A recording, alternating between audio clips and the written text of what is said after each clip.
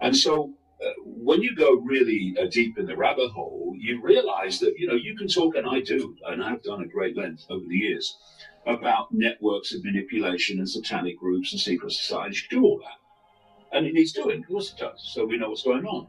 But in the end, what's driving the secret society networks that I call the global cult that's behind the dystopian agendas is their state of consciousness. Those who are awakening and seeing it are awakening and seeing it because of their state of consciousness. And people are not seeing it because of their state of consciousness. So what is going on here? So when I started to realize that in the early 90s that this global network existed and what its game was, I started to ask the question, when did it start? And you comfortably go back into the ancient world. You go back into ancient Egypt, into ancient Babylon, Sumer, and so on. And you see people coming in and going out, being born and then dying, being born and dying, or body dying anyway.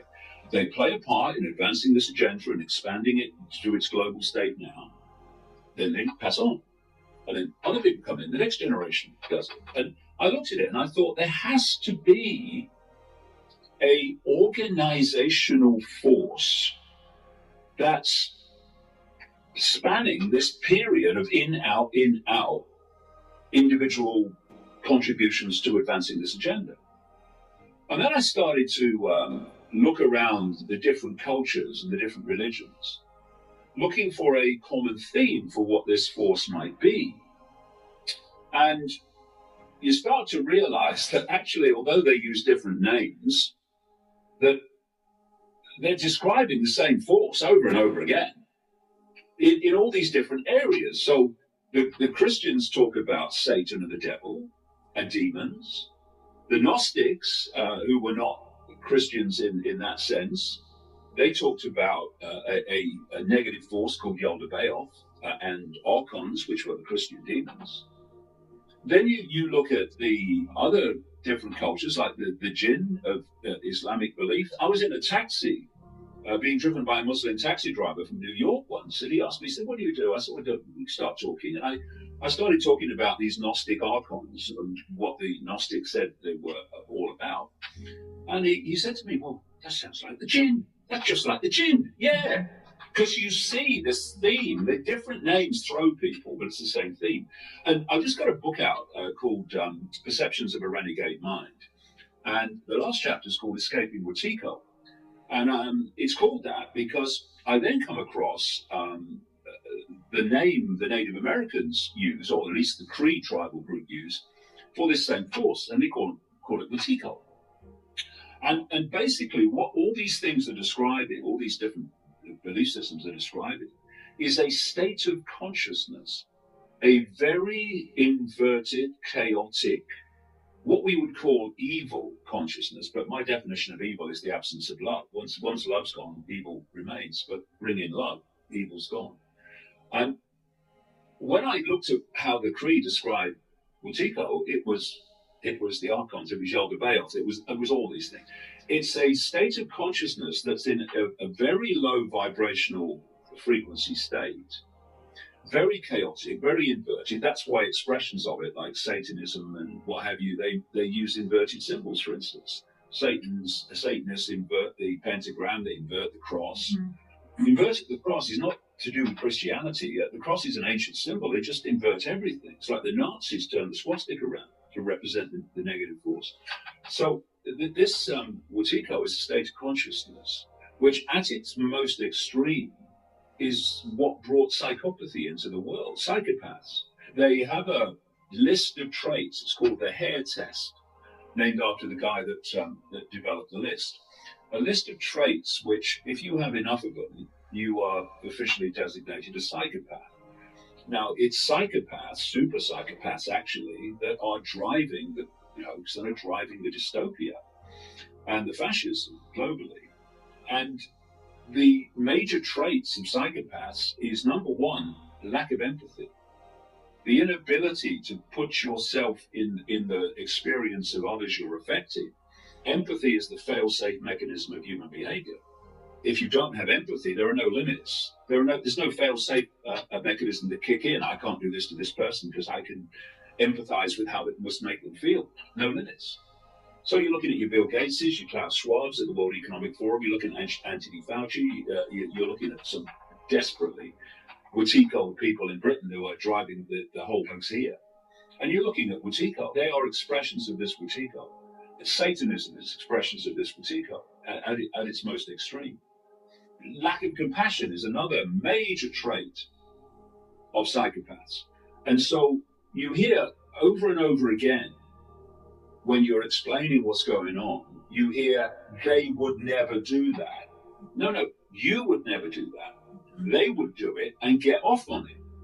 And it's understanding the scale of, well, evil inversion of life that we're dealing with, to grasp actually that they would do that, and they are doing that. But Wetiko is more than that. One of the great traits of psychopaths is they'll lie for as much as necessary to get what they want. There's no shame or embarrassment in lying. You lie. Why do you lie? Because I get what I want. I mean, I worked in the mainstream media for years at the BBC, on newspapers and radio stations back in the 70s and 80s.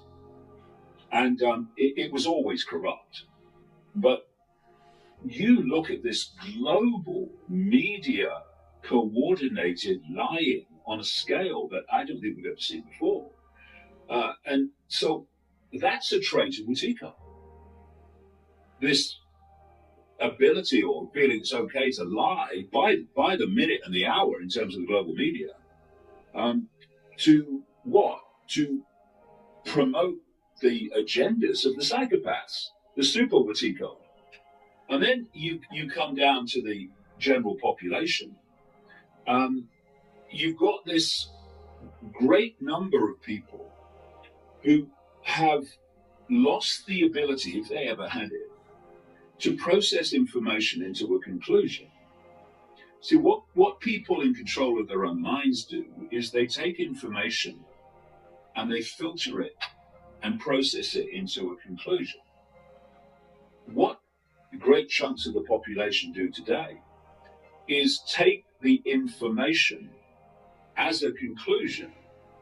So when the governments make a statement or the media say this is what's going on, then that is not information to be processed.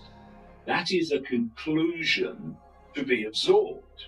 And you'll see this, we see it all the time, where someone will say, I'll tell you what I think's going on. This is my opinion. And what comes out of their mouth is the official story, almost word for word, which they have processed into the illusion of their own opinion and their own conclusion. Now, these are all traits of Wetiko. And how does this work? Wetiko is, this is all part of how do we get out of here. Wetiko is a band of frequency. It's a very low, dense band of frequency, which resonates to the frequencies of fear and all the emotional, low vibration emotional states around fear, anxiety, depression, resentment, all these low vibrational emotional states. Every thought and every emotion that we feel and we think goes out as a frequency. You know, fear is a dense, low, slow frequency. When people are in fear and anxiety, they say, oh, I feel so heavy today. Yes, because that's what those low, slow frequencies do to your energetic field. When people feel joy and love, they say, I feel so light today. Yeah, because they're fast frequencies and fast wavelengths. So therefore, they impact upon your field in a completely different way. So the point of Wetiko is to draw human consciousness into low vibrational states so that attachment, that assimilation can take place.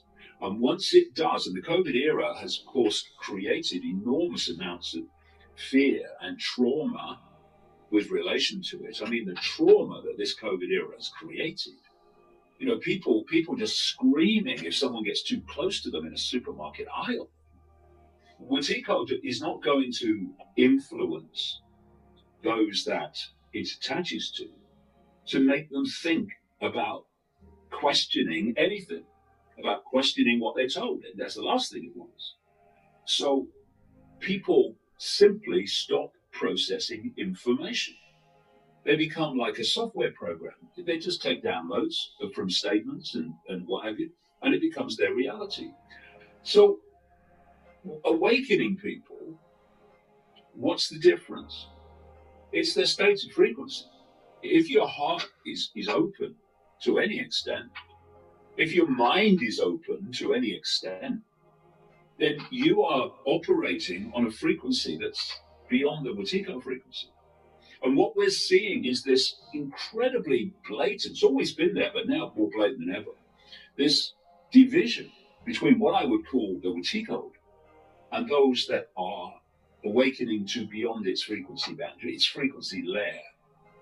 And the perceptions of these two groups is so massively different now, because one is basically channeling Wetiko in terms of its perception, and the other one is processing its perceptions from a much higher level of consciousness. All the way through human history, you've seen this same recurring theme, that there is a force, a negative force, which is trying to manipulate the perceptions of humanity.